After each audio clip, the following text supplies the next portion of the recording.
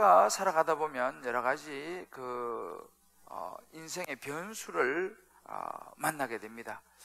정말 예기치 못했던 이런 복병이 나타나기도 하고 이런저런 일을 만나면 우리는 당황하기도 하고요. 그래 맞아, 이것이 인생이지 하는 것을 느끼게 됩니다.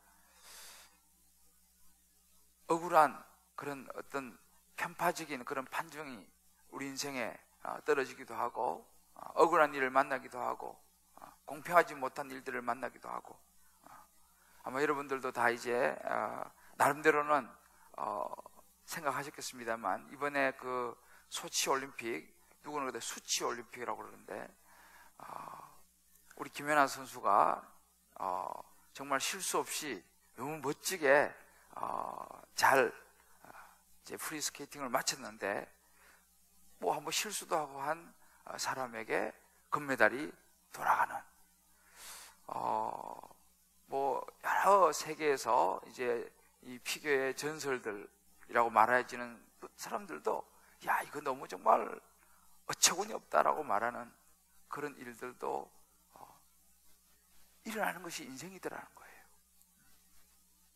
그런 일이 없으면 좋겠지만 그런 일이 일어난다는 것입니다.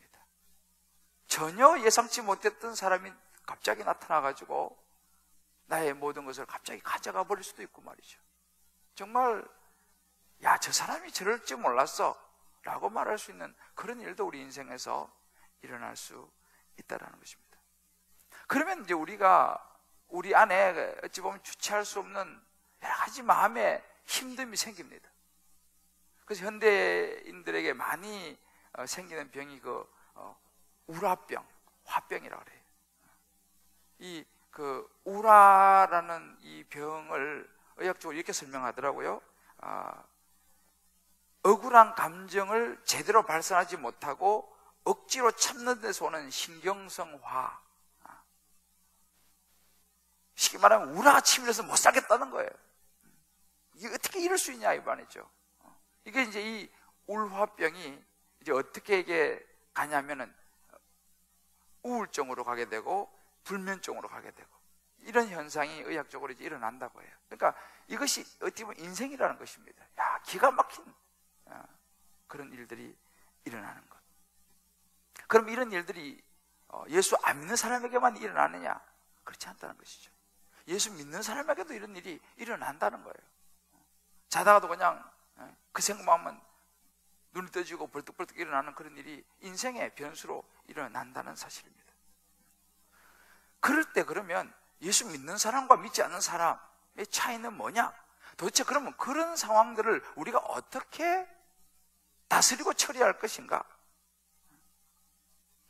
결국은 그것을 보게 되면 우리의 마음의 중심이 굉장히 중요합니다. 그런 변수가 많이 일어나는 인생 속에서 내가 내 마음 중심을 어디에 두고 있느냐, 어떻게 다스리느냐. 그래서 많은 세상 사람들은 자기가 자기 마음의 삶의 중심이니까 자기의 감정과 자기의 기분을 따라서 그런 많은 현상들이 나타나게 되겠죠. 예수 믿는 사람도 마찬가지입니다. 교회 다닌다 하더라도 역시 그 마음 중심에 자기가 그 삶의 중심이 되고 자기가 그 모든 감정과 자기의 생각대로 행동하게 되면 그 사람은 사실은 교회는 다니지만 세상 사람들과 별 다를 바가 없다는 것입니다.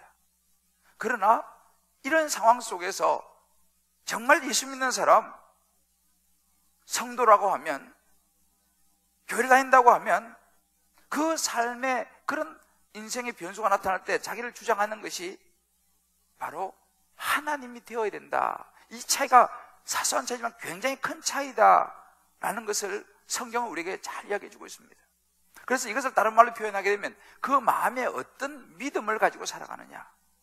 이 믿음도 여러 가지 종류의 이 표현이 되는데 우리 용어로는 그 마음 중심에 뭐가 있느냐, 어떤 믿음을 가지고 살아가느냐가 굉장히 중요하다는 거예요. 그거에 의해서 많은 인생을 보는 관점과 처리 능력과 모든 게 달라진다는 것입니다. 그래서 우리가 고린도후서 13장 5절을 보면 중요한 이야기입니다. 바울사도가 너희는 믿음 안에 있는가 너희 자신을 시험하고 너희 자신을 확정해라. 예수 그리스도께서 너희 안에 계신 줄을 너희가 스스로 알지 못하느냐. 사도 바울이 그런 이야기를 합니다. 사도 바울은 기가 막힌 일들을 굉장히 많이 겪은 사람입니다. 그러면서 하는 이야기가 뭐냐면 너 안에 믿음이 있는지를 한번 다시 들여다보라는 것입니다. 너 자신을 스스로 테스트해보라는 거예요. 너 안에 있는 믿음이 어떤 종류의 믿음이냐? 너가 너 인생을 끌어가고 있는 너 마음의 중심에 있는 그것이 뭐냐라는 거예요. 그게 바로 예수 그리스도로 말미암는 믿음이냐? 아니면 너 개인의 어떤 생각과 가치와 감정의 중심이 너의 안에 차지하고 있는 믿음이냐? 이거에 의해서 우리는 우리 인생이 많이 달라진다는 것입니다. 정말 그리스도인으로서 우리는 어떤 믿음을 가져야 되느냐 이 말이죠. 그래서 오늘 저는 이 말씀을 보면서 여러분들과 함께 내 안에 있는 믿음은 어떤 스타일의 믿음이냐, 내 안에 있는 믿음은 어떤 형태요, 어떤 모습이냐 한번 말씀을 통해서 살펴보고 다시 우리 자신을 믿음 안에서 확정하고 변수가 많은 인생을 승리하게 되시길 주의 이름으로 축복합니다. 믿음의 모습의 첫 번째가 뭐냐면 필요에 따라서 빌려서는 믿음이 있습니다. 필요에 따라서 빌려서는 믿음이 있어요. 좀 우리말로 쉽게 풀어서 제가 말씀드렸습니다. 필요에 따라서 내가 빌려서는 거예요. 이것은 내가 찾는 평안입니다. 제가 요즘 여러분들 알듯이 새벽 기도 때 요즘 우리가 다니엘서를 보고 있습니다. 다니엘서를 제가 가만히 묵상하면서 필요에 따라서 빌려 쓰는 믿음을 소유한 사람을 제가 보았습니다. 여러분이 잘 아시는 바벨론 느부갓네살 왕입니다. 이 바벨론의 느부갓네살 왕은 막강한 권력을 가진 이 땅에 사는 신이라고 불려지는 그런 자리에 있는 사람입니다. 그런데 이 느부갓네살 왕이 어느 날 이제 꿈을 꾸게 되죠. 꿈을 꾸니까 그 꿈이 예상치 않은 꿈이기 때문에 마음에 막 근심이 됐습니다. 두려움이 못하고 왔습니다. 나에게 무슨 내 신상에 무슨 일이 일어날 건가? 최고의 권력 자리에 앉은 신이라고 불려지는 사람도 그 마음속에서 일하는 두려움과 불안은 어찌할 수 없는 거예요. 그래서 각 나라의 술사들과 우리말 점을 잘 치는 사람들 다 불러다가 꿈을 해석하게 시키는데 꿈을 말 안 해주고 해석을 하라는 거예요. 그 사람들이 꿈을 설명을 해주고 이런 꿈을 꿨으니 해석을 하라 그래야 되는데 꿈을 이야기 안 해주는 거예요. 그러니까 이 느부갓네살도 보통 머리가 뛰어난 사람이 아니에요. 왜냐하면 꿈을 이야기해주면 그거 가지고 각자 자기네로 의견을 내놓을 거니까 진짜 이 사람이 뭐를 아는 사람이라면 내가 무슨 꿈을 꿨는지도 알아맞혀야 될 거 아니냐 이렇게 느부갓네살이 아주 놀라운 사람이에요. 그러니 여러분 누가 무슨 꿈을 꿨는지 어떻게 알아냅니까? 그때 하나님의 사람 다니엘은 하나님 주시는 지혜로 그 꿈을 왕은 이런 꿈을 꿨습니다 라고 딱 이야기를 하면서 해석을 해주는 거예요.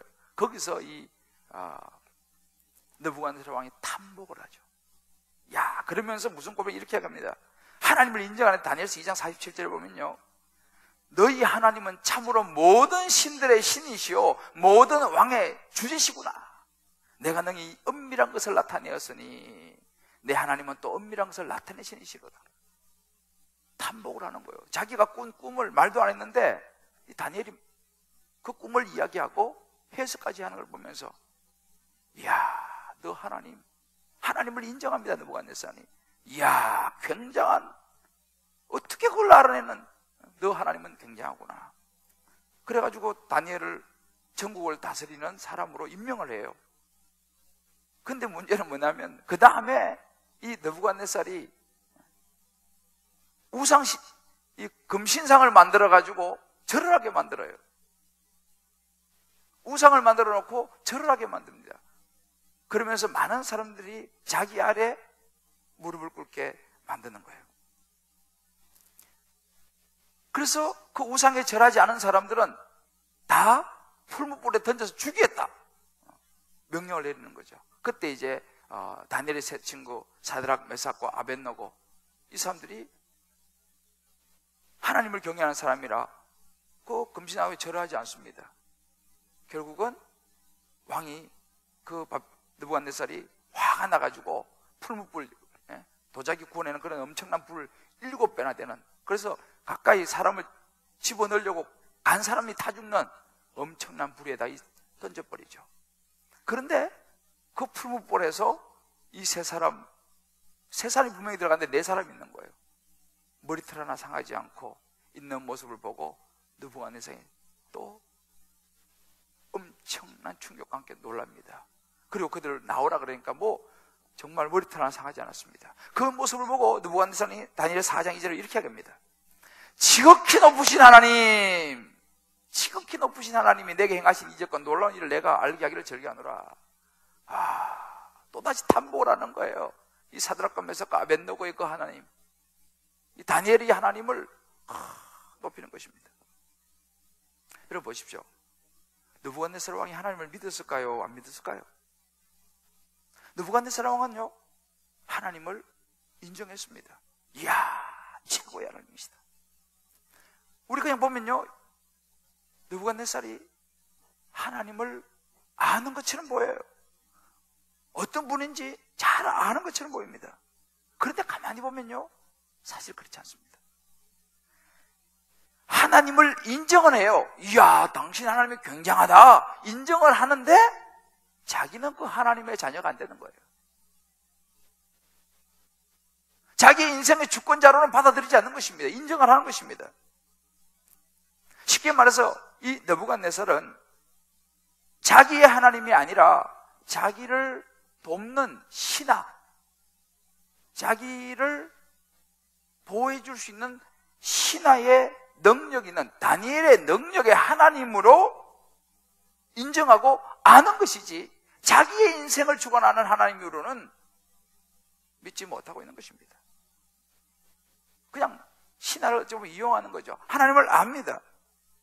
그래서 급할 때는 다니엘아 불러가지고 이게 무슨 뜻이냐 라고 물어봐요. 그래서 그 하나님의 도움을 받습니다. 그러니까 이 느부갓네살에게 하나님이라는 존재는 자신의 필요를 채워주기 위해서 존재하는 다니엘의 하나님이었지 자기 하나님은 아니었다라는 것입니다. 결국 뭐냐면요, 그 마음 중심에 하나님은 인정을 하지만 그 하나님보다는 자기가 주인이에요. 하나님도 자기를 위해서 필요한 것이지, 자기가 주인이 되는 그런 믿음의 모습입니다. 결국 어떻게 됩니까? 느부갓네살은 하나님의 진노 앞에서 그 교만함이 무너지고 맙니다. 이게 요즘 우리 새벽에 보는 이야기예요. 여러분 보십시오. 우리가 교회를 다녀도 하나님을 인정하지만 자기 하나님이 아니라 부모의 하나님, 혹은 부인의 하나님, 혹은 남편의 하나님, 혹은 내가 존경하는 어떤 목사님의 하나님, 내가 신뢰하는 용하다는 어떤 권사님의 하나님으로 우리가 믿을 수 있다 이 말입니다. 하나님을 인정하죠. 하나님의 존재를 인정하지만, 예수님의 존재를 인정하지만, 나의 인생의 구원자로, 내 인생의 생명을 주시는 그 하나님으로라기보다는 내가 필요할 때 도와주시고 나 잘되게 해주시고 내 필요를 채워주시는 정도의 하나님으로 믿는 교인의 모습과 느부갓네살의 모습은 크게 다를 바가 없습니다. 그러면서 그러니까 이 하나님을 인정하는 자체만 나쁜 건 아니죠. 좋은 거죠. 그래서 이야기합니다. 당신이나 교회 가서 기도 많이 하라고, 나를 위해서 기도 많이 하라고 기도 부탁합니다. 나쁜 건 아니, 좋은 겁니다. 그러나 자기는 정작 인정 정도 하는 것이 자기 주권자로 생각하지 않는 거죠. 그저 부모님의 하나님으로 늘 생각하고 있다가 그 부모님이 돌아가시 버리면 교회를 안 다녀버려요. 왜? 그 부모님의 하나님이니까. 자기에게 하나님이 아니에요. 존경하는 어떤 목사님이나 어떤 존경하는 분이 계실 때는 열심히 신앙생활, 그분을 따라서 하다가 그분이 무슨 일이 생겨서 돌아가신다든지 무슨 좀 안 좋은 일이 있다든지 그러면 완전히 돌아서 버릴 수 있는 그런 종류의 믿음이죠. 필요에 따라서 빌려서는 것입니다. 특별한 감정에 의존한 하나님,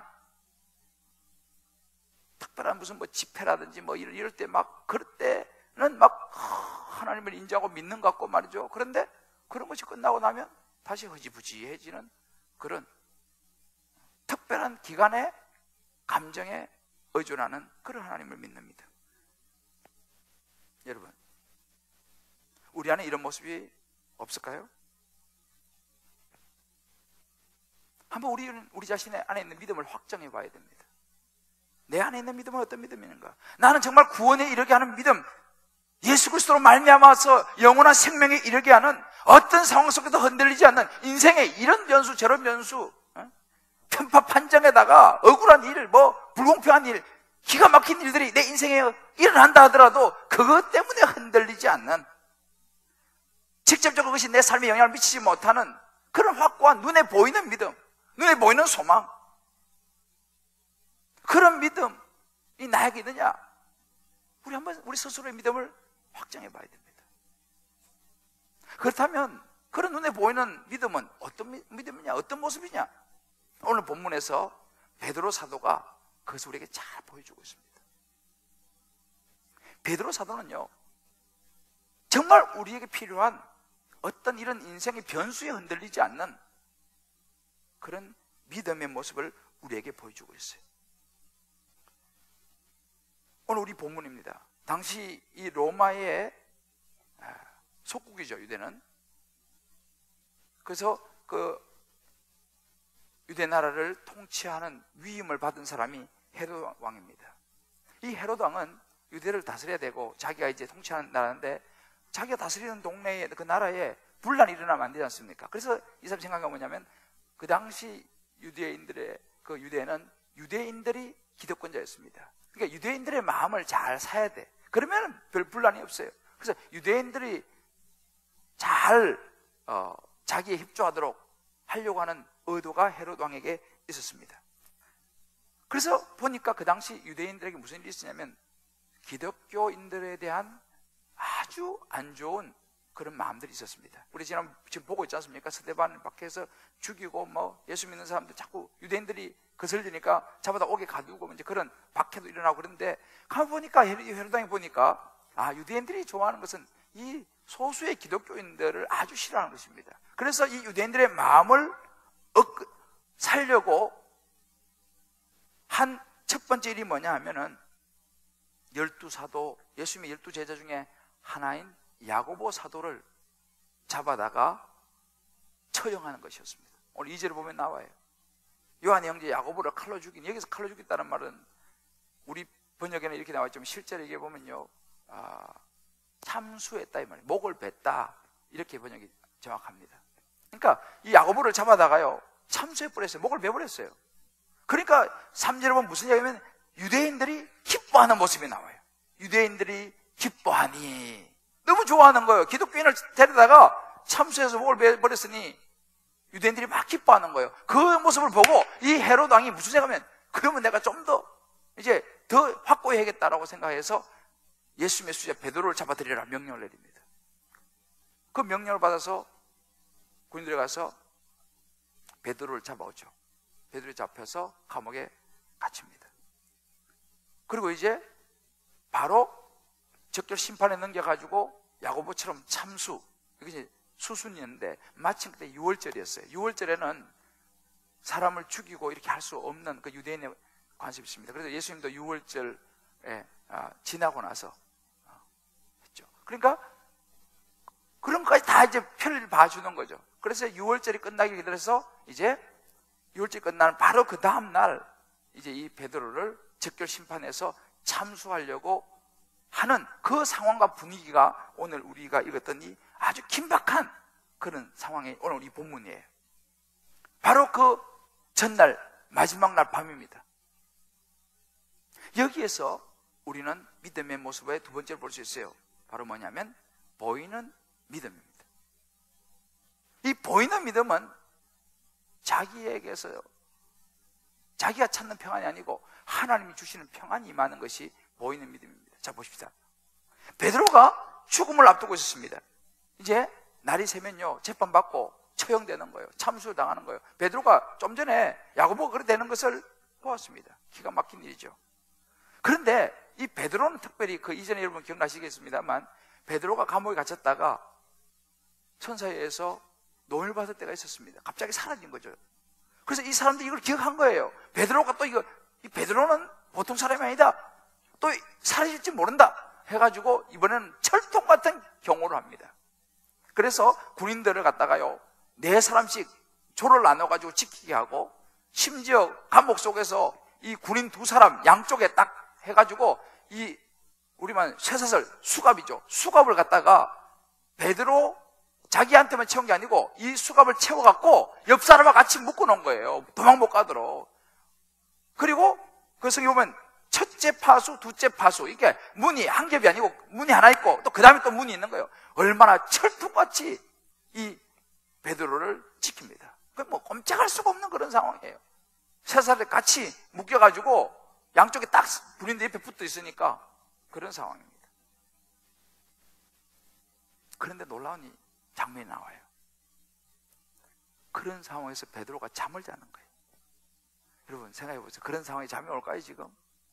내일 새벽이면 밖에 끌려 나가가지고 직결신문 받고 참수형을 당하는데. 그런데 베드로가 그것도 잠을 선잠 자는 게 아니고 깊이 잠에 빠져버렸어요. 야, 또 베드로 대단합니다. 여러분 7절에 보면 이런 구절이 있어요. 베드로의 옆구리를 쳐서 깨우는 거예요. 이럴 때 급히 일어나라 그래요.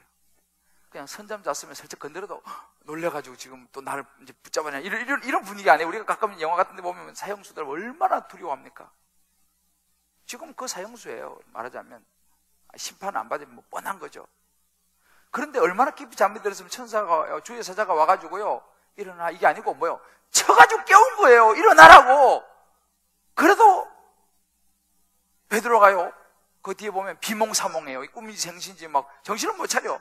다 깨야 되는데 깨지를 못해. 나중에 이제 와가지고 이제 정신을 차리고 이제 깨는 그런 그 장면이 나옵니다. 여러분, 이건 놀라운 이야기예요. 가만히 장면 한번 생각해 보십시오. 아유, 얼마나 피곤했으면 그렇게 그 상황에도 잠이 올까? 여러분, 아무리 피곤해도 지금 당장 지금 참수당할 판인데 잠이 오겠어요? 그 상황에서 잠이 온다는 것은요, 그것도 깊이 잠이 들었다는 것은 이건 보통 일이 아닙니다. 그러니까 고도의 공포감과 불안을 뛰어넘을 수 있는 그 마음에 뭔가 있었다 이 말입니다. 그 마음에 평안이 있었다는 거예요. 그 마음에 믿음이 있었다는 것입니다. 이 부분을요, 유명한 초대교회의 이 크리소스톰이라고 하는 이 교부는 이렇게 얘기합니다.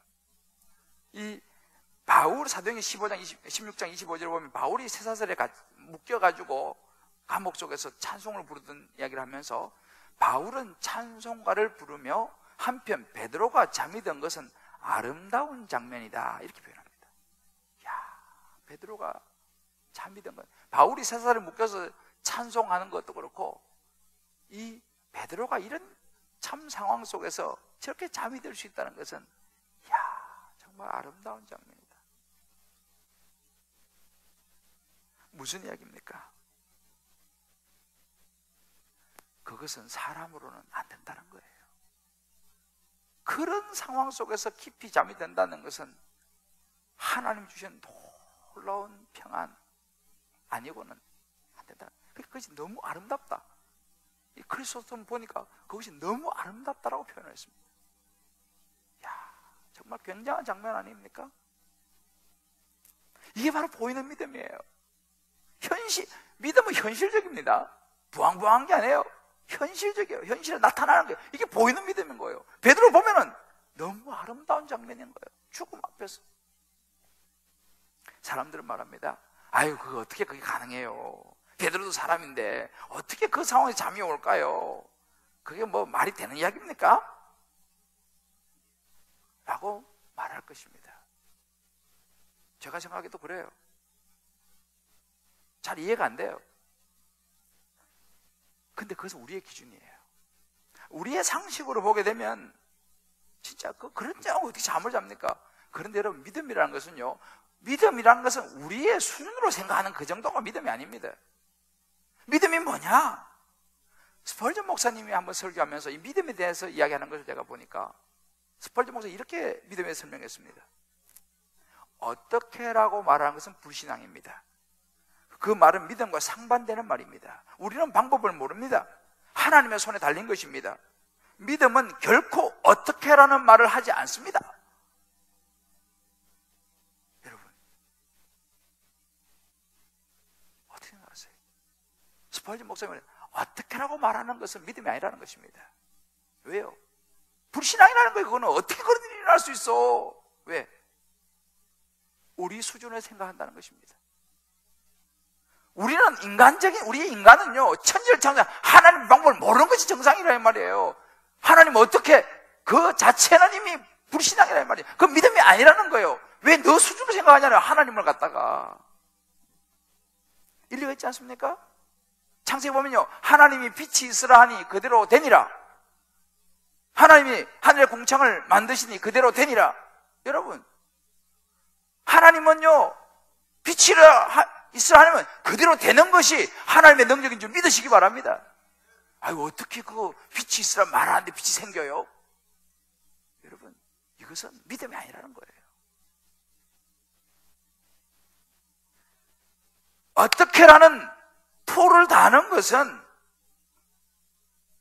우리의 상식으로 아직도 생각하는 거예요. 하나님께서 하시는 방법을 우리는 이해할 수 없어요. 여러분도 가끔 그런 경험하시죠? 어떻게 이런 일이 일어날 수 있을지 어떻게 설명이 안 되는 것입니다. 하나님이 하시는 거예요. 하나님이 그 하나님이 하시는 방법을 어떻게 우리가 알 수 있어요?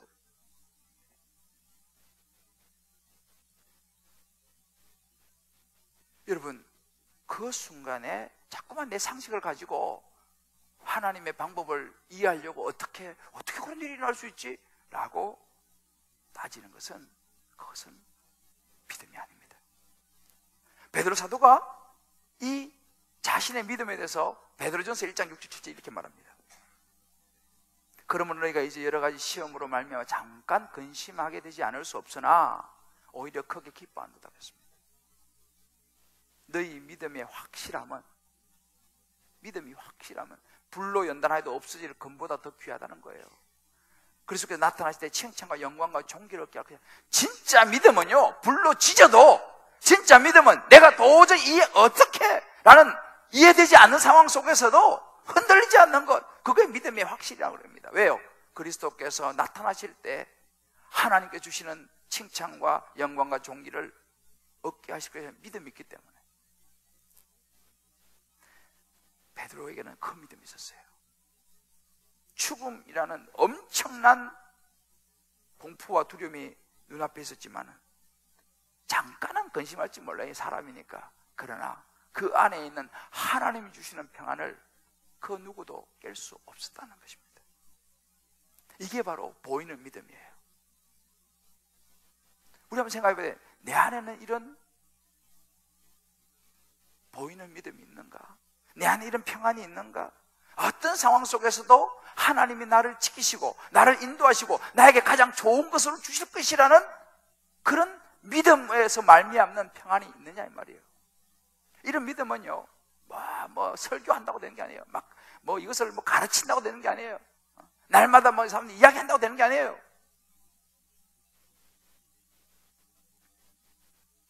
우리 안에서 실제 삶 속에서요, 내가 그 하나님 주시는 평안을 누릴 수 있느냐, 이거에 결정되는 거예요. 목사라고 해서 이런 믿음이 저절로 주어지지 않습니다. 정말 내 안에 그 믿음이 있는가 우리 스스로 생각해 보면 돼요. 그러면 내 안에 보이는 이런 믿음이 있느냐 이 말이에요. 기가 막힌 일을 당했는데 내가 거기서 초연할 수 있냐 이 말이에요. 나는 이번에 그 김연아 선수 보면서 상당히 정말 내가 좀 감동을 받았어요. 보통 사람 같았으면 울고불고 난리 났을 텐데 의외로 대단하더라고. 물론 나중에 사람들이 없는 무대 뒤에서 이렇게 눈물을 흘리는 장면이 뭐 사진이 나오긴 했습니다만, 그래도 그 어린 24살의 나이에요. 그러니까 그 정도 경제 올라간 거예요, 내가 보니까. 신앙으로 말하면요, 엄청난 믿음을 가진 거예요, 사실은. 우리 신앙으로 말한단 말이죠. 우리는 우리 삶 속에서 베드로하고는 어찌 보면 비교도 안 되는 그런 일 가지고 염려하고 고통하면서 잠 못 자는 그런 경우, 우리는 없습니까? 근데 한번 우리가 반대로 생각해 보면요, 여러분 생각해 보면 베드로가 그 시간에 그럼 깨어 있었다, 뭘 할 수 있겠습니까? 두려움에 떨고 공포에 떨고 걱정하고 그런다고 해서 무슨 일이 될까요? 우리가 일어나는 많은 일들, 그런 두려움과 걱정과 어떻게 될까 밤새도록 고민한다고 해서 그 문제가 해결됩니까? 이 부분은 이제 다음 주 제가 여러분들과 말씀을 나눌게 중요한 부분이 다음 주에 나와요. 베드로는 그냥 하나님께 맡긴 거예요. 그리고 맡기고 하나님 주시는 평안을 소유하고 잠을 잔 거예요.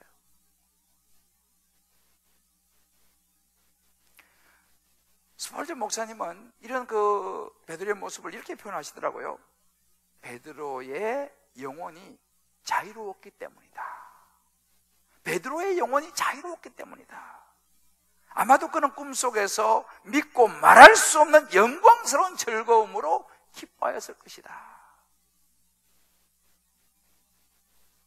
이게 베드로였다는 거예요. 쇠사슬에 묶여서 기가 막힌 상황이지만 그의 영혼은 자유로웠던 거예요. 남들이 볼 때는 지금 그 대목 지금 웃음이 나와요? 라고 말할지 몰라. 사람들은 완전히 다 망했어. 끝났어. 절망해요. 그 대목에서 웃음이 나와요? 그 대목에서 잠이 와요? 근데 잠이 오는 거예요. 잠이 오는 거예요. 이것이 믿음입니다.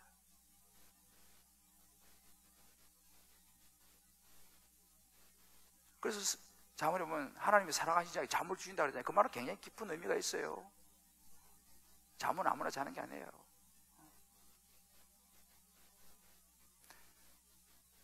우리 인생에서요, 하나님께 맡길 때 잠을 잘 수 있어요. 저는 이번에 소치 그거 할 때 자기 전에 기도하고 그냥 잤어요. 하나님께서 잘 해주십시오 하고 그냥 잤어요. 난 내일 해야 될 일이 있으니까 밤새서 내가 응원은 못하고 그 다음날 내가 또 사역해야 되니까, 그러나 기도는 해서 하나님 잘 부탁합니다 하고 푹 잤어요. 아침에 일어나니까 다 결론이 나와 있더만. 근데 조금 약간 후회했어요. 왜냐면 김연아 할 때 내가 그때 깨어서 기도를 딱 좀 했어야 되는데, 그러면 그런 판정이 안 나왔을지도 모르겠다. 그런 생각도 살짝 서쳤지만 아무튼 잘 잤어요, 저는. 여러분 예수님 보십시오. 예수님도 잠 잘 주무셨어요. 깨어서 기도만 하신 게 아니에요. 풍랑이는 배에서 남은 지금 배 뒤집어져 난리났는데 예수님 뭐예요? 주무신 거예요. 그 제자리 가서 막 깨운 거예요. 예수님 좀 일어나십시오. 그 대목에 지금 잠이 옵니까 지금? 예수님 잠이 오신다니까. 자, 옆에 이야기해줘요. 푹 주무시는 것이 믿음입니다.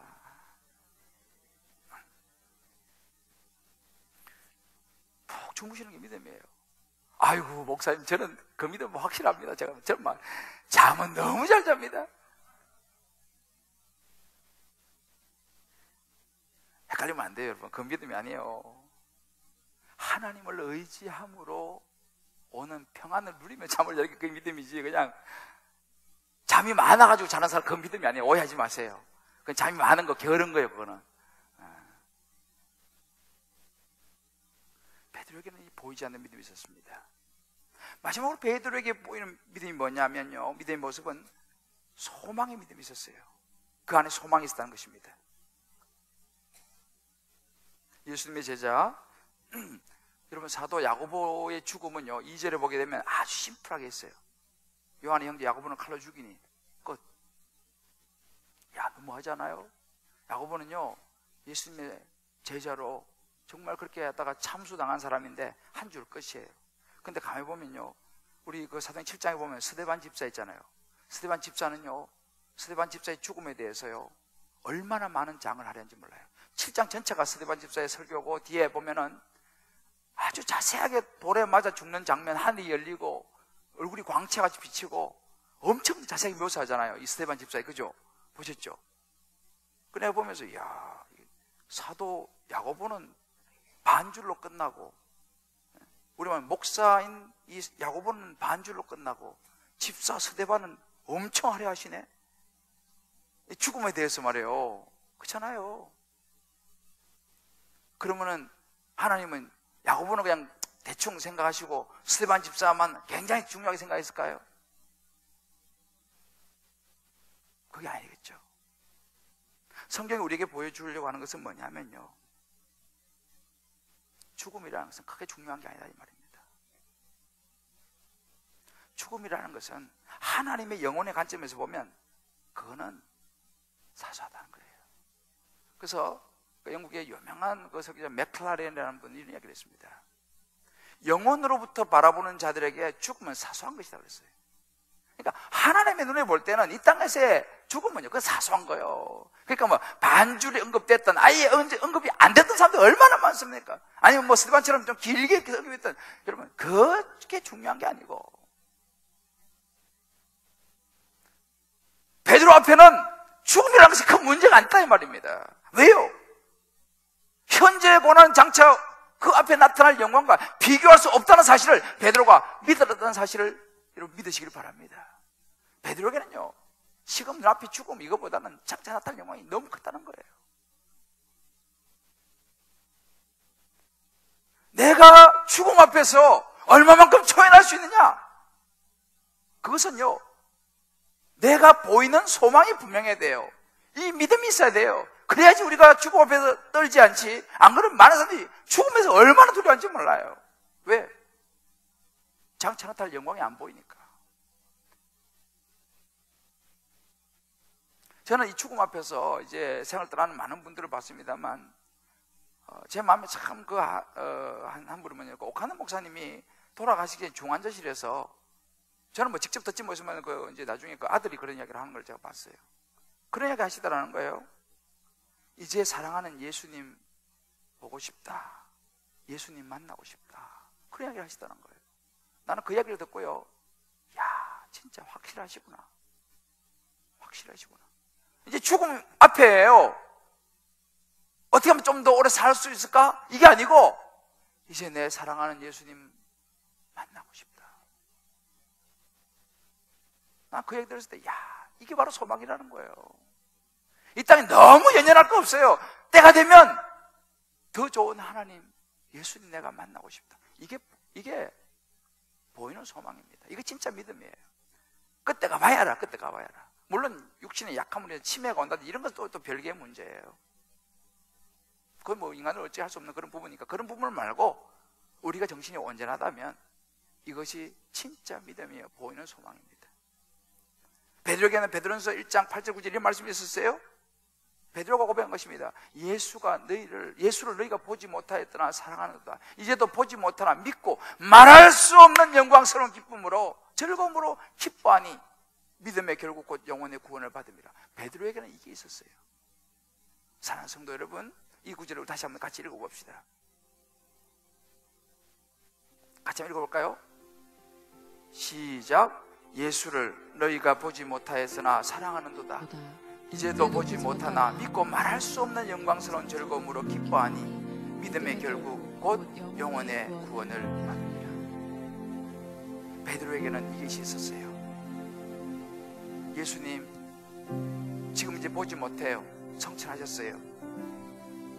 그러나 그 예수님 생각하면 죽음 앞에서, 이제 날이 밝으면 참수를 당할 그 죽음 앞에서 말할 수 없는 영광스러운 즐거움이, 그 기쁨이 그에게 있었다는 사실이에요. 이 믿음의 결국이 뭐예요? 영혼의 구원을 받음이라. 이것이 베드로의 가슴 속에 있었던 믿음의 모습이었습니다. 이러니 그 무엇이 베드로를 흔들주겠어요? 어떤 상황에 잠을 못 자겠어요? 저는 저와 여러분의 마음속에, 우리 가슴 속에 있는 믿음이 어떤 종류의 믿음이냐? 한번 돌아올 필요가 있습니다. 내가 필요할 때 빌려 쓰는 믿음이냐, 다른 사람한테 빌려 쓰는 그런 믿음이냐, 아니면 베드로처럼 나를 위해 십자가에 죽으시고 부활하신 그 예수 그리스도, 현재의 고난은 장차 우리가 나타날 영광과 비교할 수 없다라는 그 분명한 믿음 때문에 내가 오늘도 살고, 내가 오늘도 기가 막힌 일들을 만난다 하더라도 그 문제 앞에서 초해내지고 잠을 잘 수 있는 그런 하나님을 신뢰하는 믿음이 내 안에 있는가? 조그만 일들을, 또 큰 일까지 날마다 그냥 엎치락뒤 지나가면서 그냥 그렇게 내가 황당하면서 하나님보다는 눈에 보이는 걸 좀 더 붙잡으려고, 좀 더 벌라고 말이죠. 하늘의 소망보다는 이 땅의 소망을 두고 살아가지고 있는 그런 믿음은 아닌가? 저 자신도 이 말씀을 묵상하면서 많이 생각해 봤어요. 저는 요즘요 참 많은 생각을 해요. 늘 그렇습니다만 기도에 가서 정말 인생의 성경을 보면서 하나님과 교제하면서 인생을 참 많이 생각해요. 요즘 제가 그런 하나님 주신 은혜가 많아요. 그래, 인생, 죽음, 그건 어찌 보면 사소한 거예요. 내 안에 어떤 믿음이 있는가? 저와 여러분에게는 내가 찾으려고 하는 평안, 내 입맛대로 내가 중심이 돼서 찾으려고 하는 그런 평안, 그건 무너집니다. 그게 아니라 하늘로부터 하나님이 주시는 평안으로 우리 인생이 보이는 믿음, 보이는 소망 가지고 승리하는 저와 여러분 되시기를 주의 이름으로 축복합니다. 이것을 너에게 이르면 너희로 내 안에서 평안을 영원토록 누리게 하려 함이라. 우리 찬양 가사 생각하시면서 우리 한번 같이 말씀 생각하면서 같이 부르고 그 믿음 붙잡고 한번 기도했으면 좋겠습니다. 이것은 오늘 이 말씀을 여러분이 주시는 것입니다. 너희에게 이름을 너희로 내 안에서 평안을 영원토록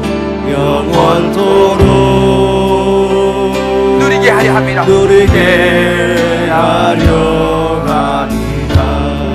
기억하십시오. 이것을 너에게 이름은 이 말씀을 저와 여러분에게 주시는 이유입니다. 진정한 평안이 필요하다는 거예요. 내 안에서 베드로처럼 사랑은 영원토록 누리게 하려 합니다. 그렇습니다. 세상에서 너희가 환난을 당할 것이다. 너희가 이런저런 환난을 당할 것입니다. 어려움을 당할 거예요. 담대하라. 세상을 내가 이겼노라. 하시니라. 이것은 너희에게 이름을 너희로 내 안에서 그렇습니다. 축복을 하나님 평안을 영원토록 누리게 하려 함이라. 세상에서 너희가 환난을 당하나 어려움을 당하나 세상에서 여러분 어려움 있습니까? 고난이 있습니까? 환난을 당하나 베드로처럼 하나님께서 세상을 이겼습니다.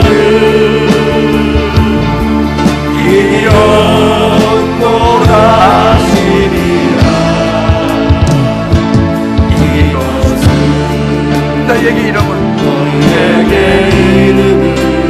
너희로 내 안에서 평안을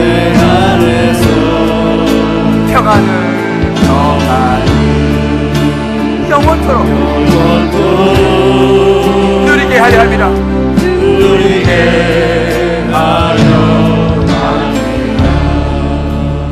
우리 한번 이제 같이 기도합시다. 나는 어떤 믿음을 가지고 신앙생활을 하고 있는가? 바울 사도가 말했습니다. 너희는 믿음에 있는가? 너희 자신을 시험하고 너희 자신을 확정하라 그랬습니다. 예수 그리스도께서 너희 안에 계신 줄 너희가 스스로 알지 못하느냐? 너 안에 있는 그 예수 그리스도, 그분은 너 인생을 책임질 수 있는 분이라는 거예요. 너 자녀의 인생 책임질 수 있는 분이라. 너의 직장과 사업 책임질 수 있는 분이라. 그분이 어떻게 그거에 대해서 말하지 마라. 나는 내 방법이 있다. 하나님, 창조주 하나님의 방법이 있습니다. 불가능이 없어요. 하나님 하시면 되는 거예요. 이런 믿음을 선포하시고 오늘 이 시간 다시 한번 내 안에 이 믿음, 예수 그리스도, 나를 구원하신 예수 그리스도, 그분을 통하여 나를 인도하시는 여호와 하나님, 그 하나님 붙잡고 이제는 필요에 따라서 빌려 쓰는 믿음이 아니고 내 부인의 믿음, 내 자식의 믿음, 부모의 믿음 아니고 내 믿음으로, 하나님 내가 이제는 보이는 믿음으로 살아가겠습니다. 보이는 소망 가지고 살아가겠습니다. 결단하면서 우리 같이 한번 기도하겠습니다. 기도하면 성령의 여러분 들으십니다. 오 성령이 제대로 차여 말씀하여 주시옵소서. 오 성령이 제대로 차여 말씀하여 주시옵소서. 오 성령이 제대로 차여 말씀하여 주시옵소서. 오 성령이 제대로 차여 말씀하여 주시옵소서. 오 성령이 제대로 차여 말씀하여 주시옵소서. 오 성령이 제대로 차여 말씀하여 주시옵소서. 오 하나님 제대로 차여 말씀하여 주시옵소서. 이 믿음을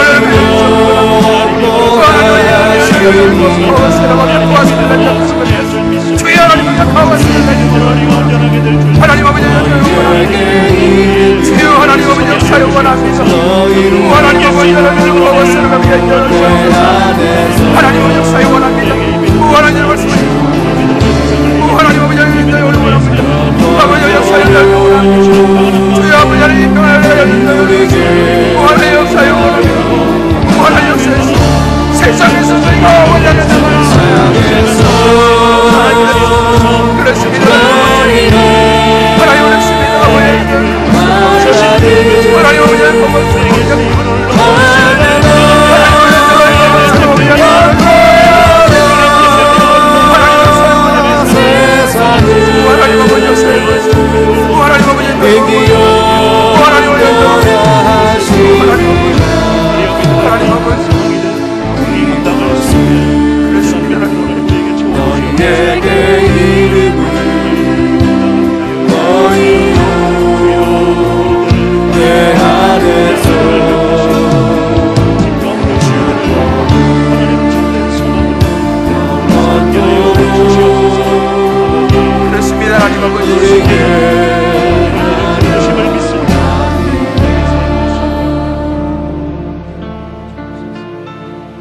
하나님 아버지,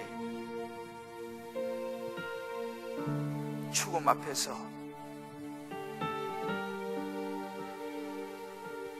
생각하지 못한 인생의 큰 복병 앞에서 베드로는 깊이 잠이 들었습니다. 진정한 믿음을 소유한 사람이었습니다. 하나님 아버지, 내가 교회를 다니고 내가 하나님을 안다고 인정하고 믿는다고 말하지만 정말 그 하나님이 내 안에 계신가? 필요에 따라서 그저 빌려 쓰는 그런 믿음을 내가 가지고 있지 않는지 돌아봅니다. 하나님 아버지, 이제 오늘 베드로의 모습을 보면서 우리 안에도 어떤 상황 속에서도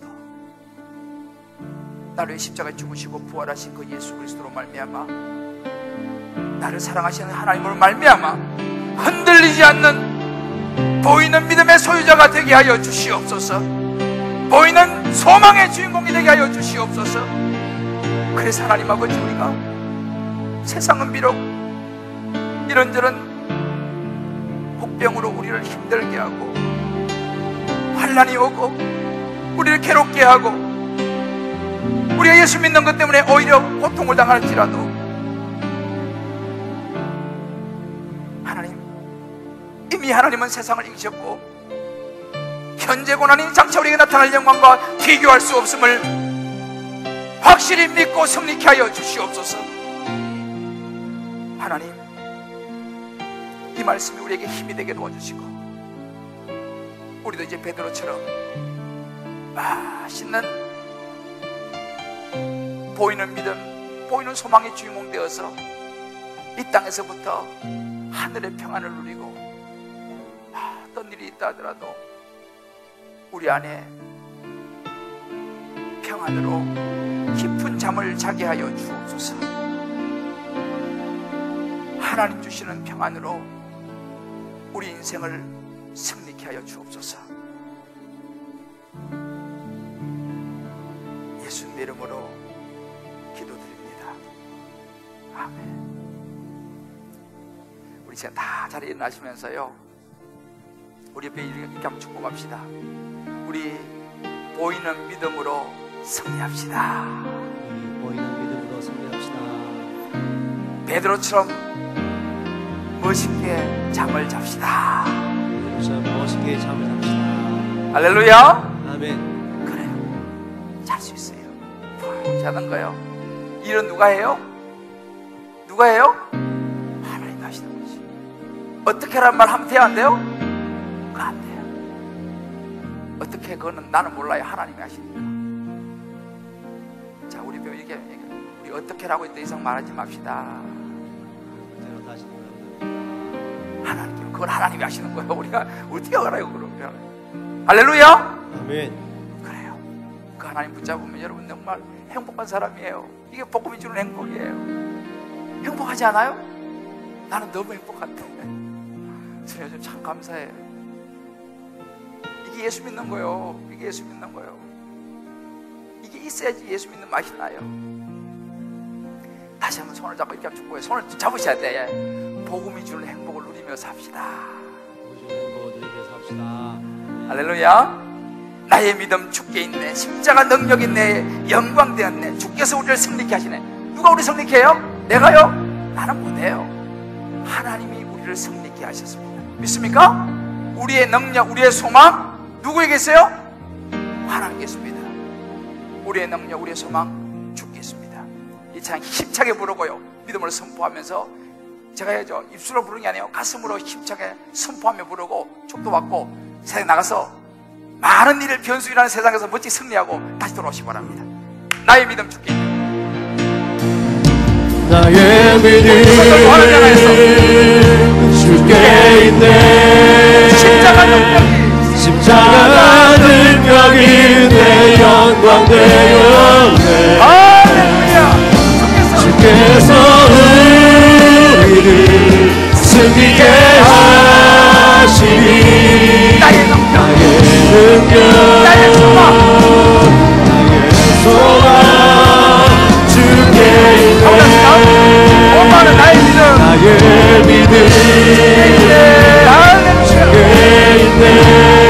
십자가의 능력이, 능력이 내 영광 되어 할렐루야. 하나님 역사하십니다.